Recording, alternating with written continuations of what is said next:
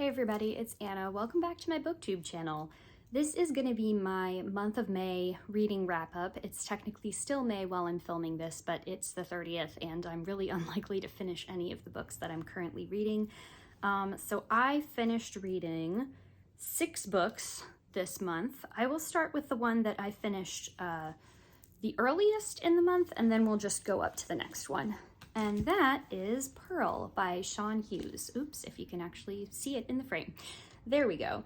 This is a novel about a woman whose mother disappeared when she was quite young. She walked out on the family and there was never a body found. So this is kind of the story of this woman reckoning with the loss of her mother at such a young age, especially while she herself is becoming a mother for the first time. And the title comes from the fact that Pearl, the Middle English romantic poem, seems to hold this key to her mother's disappearance. I thought that this was a very sweet story. It was very heartfelt without turning overly into sentimentality. I remember hearing about this because this was longlisted for the Booker Prize. It's a debut novel, so it definitely felt like a lot of debuts can, where it seems like the author wants to put everything big that they've ever been thinking about professionally in their writing into the debut. And that doesn't always make the novel the strongest, but I really liked what I saw here. And I also liked that it was a debut by an author who's a little older than, the typical or stereotypical, I guess, 20-year-old that starts it. So that was what I read first. Secondly, let's see, I read Hunchback by Sao Ichikawa and translated by Polly Barton. This is a book that I found out through Jen's channel, and this is also the first book in Japan it's the first author in Japan to win their highest literary prize, and the author is the first person who has a physical disability to do so. This is about a woman called Chaka who has severe physical disabilities, and she lives in basically a care home and has her job writing erotic fiction and kind of daydreaming and fantasizing a lot about what she wishes her life was. This is a book that blends a lot between is this main character fictional or is she not? Is she just being imagined by a different character that we kind of shift the focus to as the rest of the book goes on?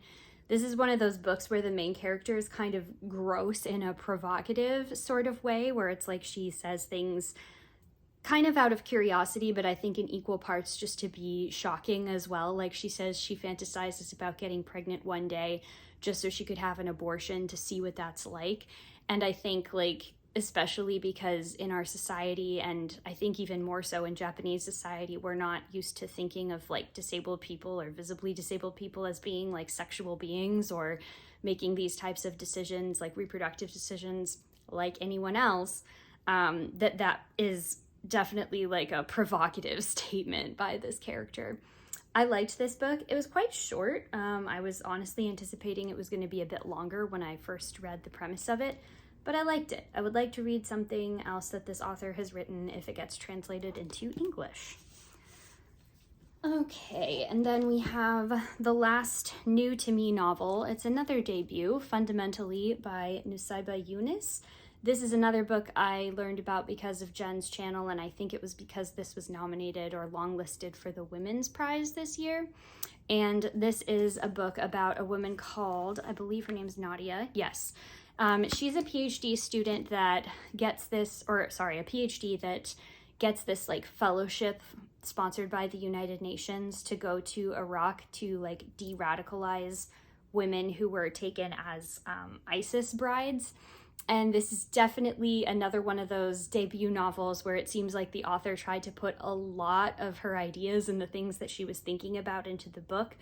Didn't always succeed, but I did really enjoy my experience reading this. One of my favorite things about this book was the way that it explores the idea that I think a lot of people from Western countries approach international work with, which is that they will come in and save the people that they are trying to help out through their programs. And that also really troubles the line between who is the protagonist of this in a novelistic way, because definitely Nadia like thinks she is the protagonist of her own story. Like she's the hero coming in and rescuing this one woman in particular, Sarah, that she's taken a strong liking to. But she has to kind of get around the fact that she is actually not the protagonist that she thinks she is. And the way that the story actually winds up working out is something that's far more interesting. So I liked that a lot.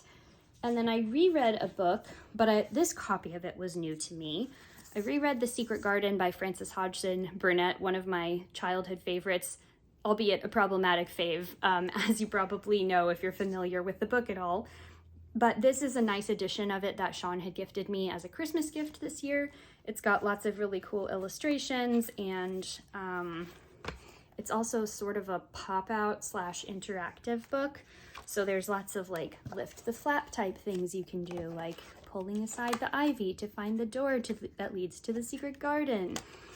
And in case you're not familiar with the premise of this book, this is like a children's classic from, I think, 1911 when it was first published, about a young girl named Mary who starts out as this very sort of cranky and sullen, isolated child who discovers a secret garden in her mysterious uncle's old manor.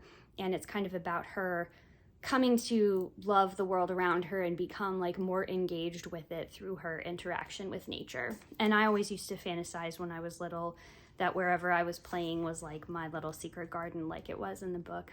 I really liked it. And it was just a really nice thing to get to reread that. All right, the last two books are two nonfiction books.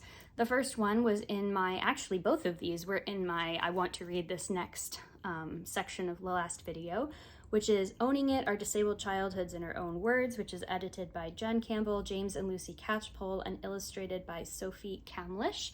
This is kind of exactly what the book says it is. I think that this is a valuable read for people of all ages. I would maybe give this to like young people ages 10 and up, kind of depending on the kid, but definitely read it as an adult too. It's very well done. It's a collection of essays, mostly from people who are like English speakers or English writers.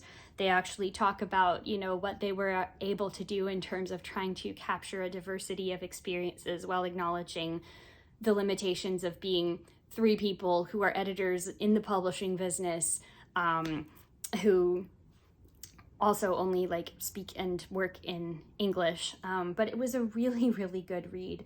I loved a lot of these essays in here. A lot of these authors I was already familiar with their work, like from the cover I already recognized Amani Barberin and Carly Finley, but a lot of the others I didn't know. And this gets like really a broad swath of the experience of disability and the experience of disability in childhood. And there's like a good mixture of people that were born with their disabilities, people that acquired their disabilities later on, and lots of great different writing styles. Would definitely recommend this. I also know that they are producing an audiobook.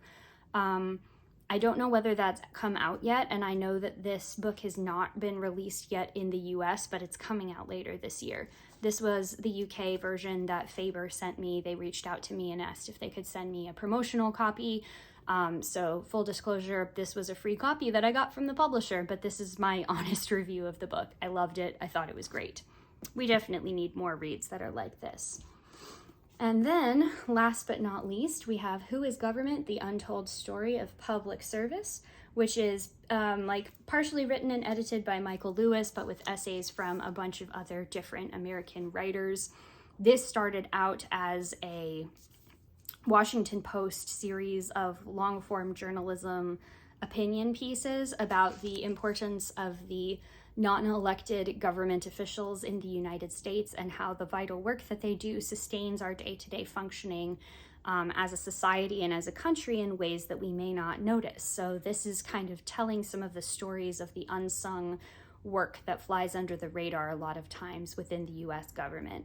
In some cases, I felt that this was very similar to when people talk about like how vaccines are often seen as the victim of their own success, where like because vaccines have so effectively eliminated a lot of common childhood diseases, people think that those are then not important anymore, and so we can do away with vaccines because they have no memory of like the dangers and the lethality of those vaccines.